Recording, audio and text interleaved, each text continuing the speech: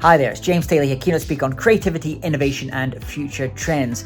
I was recently speaking in Brighton, England for the European Conference for Meeting Professionals International, MPI.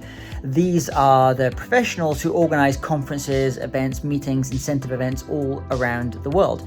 It was a really wonderful event. I was co-keynoting at this event with Alison Burns. We have a co-keynote program. It's called the Ethical Futurist, where we look at the future and what it might look like. And I cover things a little bit more from a perspective of innovation, technology, future trends, while Alison looks at it from a perspective of sustainability, ESG. So we have this really nice combination on stage. It's a really interesting kind of dynamic, also having a male-female on stage as co-keynotes, kind of a little bit unusual, but the audience really enjoyed it. It was a wonderful event.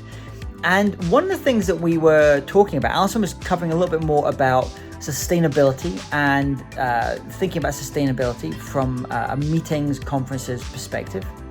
And I was talking a little bit more around creativity and collaboration and what that means for the meetings, conferences and events world. And one of the things I was touching on a little bit was about the role of what we call generative AI. Now, unless you've been living under a rock just now, you've been hearing a lot about tools like ChatGPT, which is a generative AI tool, a language model tool. Lots of other ones coming along now, Bard by Google, there's a whole bunch of them coming along now. I've actually been speaking on this area now for 7 years, of talking about things like generative AI. So it was great to see the media and other people really finally starting to talk about it a little bit more broadly. And so I was talking about the use of some of these generative AI platforms and in terms of how we make events more innovative, more creative, more sustainable. Obviously, one of the ones I was talking about was ChatGPT.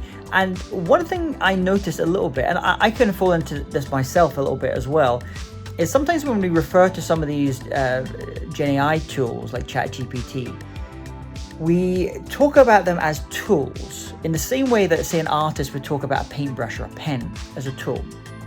And that's one way of looking at it, but I think that limits us a little bit. And so what we were encouraging the audience to do was to think about things like ChatGPT really more as collaborators, co-creators, rather than as just tools.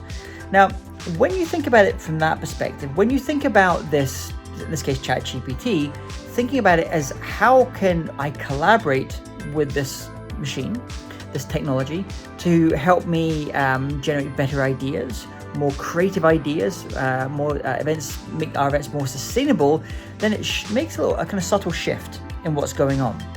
And I think one of the other things that I'm seeing a little bit in this space is people are feeling genuinely worried about, is ChatGPT going to take my job? That's obviously the crucial one. And we've seen this time immemorial in terms of new technologies come on.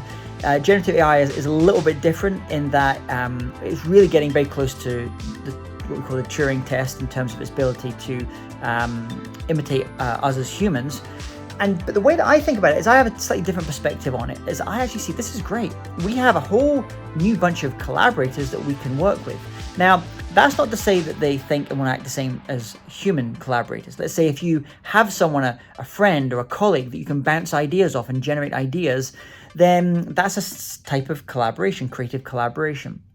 But when you work with tools like ChatGPT, it's another type of creative collaboration. And what I've discovered in the way of thinking about it, because many of these tools use what we call prompts, asking prompts.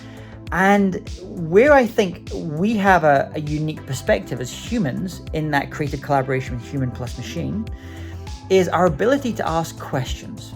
That kind of curiosity, the ability to be questions. Pablo Picasso once said, machines are stupid, they only have answers.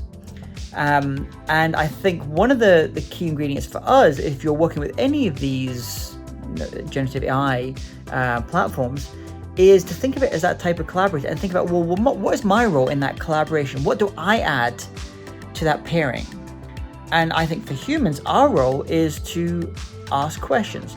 Now that's going to make us have to think, and you're already starting to see it now, from the first generation, maybe a few months ago, when people were starting to use some of these tools more publicly. And some of the questions they were asking of them were kind of basic, kind of simple.